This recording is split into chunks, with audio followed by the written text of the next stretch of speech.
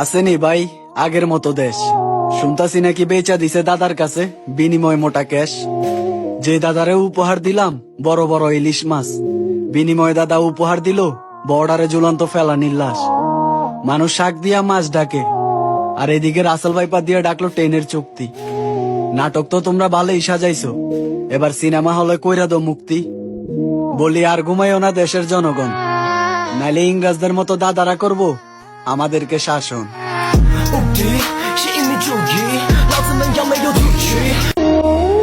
এই ট্রেনের ছবিটা দেখে কি ভাবছেন?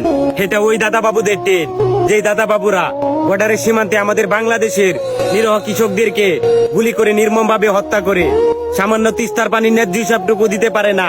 আর আমরা বাঙালি তাদেরকে স্বাধীন রাষ্ট্রের বুক চিরে রেল লাইন দিয়ে দিয়েছি। দেখা যাবে কয়েকদিন পরে তারা নিজেরাই নিজেদের ট্রেনের উপর ডিল ছুড়ে মারবে, আর মিডিয়াতে এসে বলবে আমাদের ট্রেনের নিরাপত্তা দরকার, আর নিরাপত্তার জন্য আমরা সেনাবাহিনী নিযুক্ত করব। আর এভাবে আস্তে আস্তে শুরু হয়ে যাবে দখলদারিত্ব, আর দেশ হয়ে যাবে ওই দাদা বাবুদের অঙ্গরাজ্য। আসলে দেশটাতে দালালে ভরে গেছে। যদি ভয় না পাও তাহলে রুখে দাঁড়াও, দেশকে বাঁচাও, ভারতকে খেদাও। আমাদের মাতৃভূমির 1 ইঞ্চি মাটি সোনার চাইতেও খাঁটি।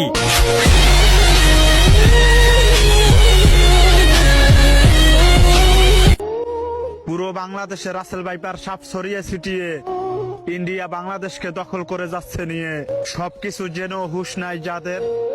জনগণকে এর জবাব দিতে হবে তাদের। আমরা সাধারণ মানুষ কি বলবো ভাই? দেশের নেতা পেতারা এখনো ঘুম থেকে ওঠে নাই। নেতাদের আশায় থাকলে দেশ যাবে জলে, কারণ এখন নেতারা ইন্ডিয়াদের কথাই চলে। দেশের নেতারা এখন ঘুমাচ্ছে, হাজারবার ডাকলেও উঠবে না আর। আসলে এরাই দেশের বড় রাজাকার। এসব রাজাকাররা ঘুম থেকে উঠবে তখন তাদের বাপদাদার বংশধর ইন্ডিয়া বাংলাদেশকে দখল করবে যখন।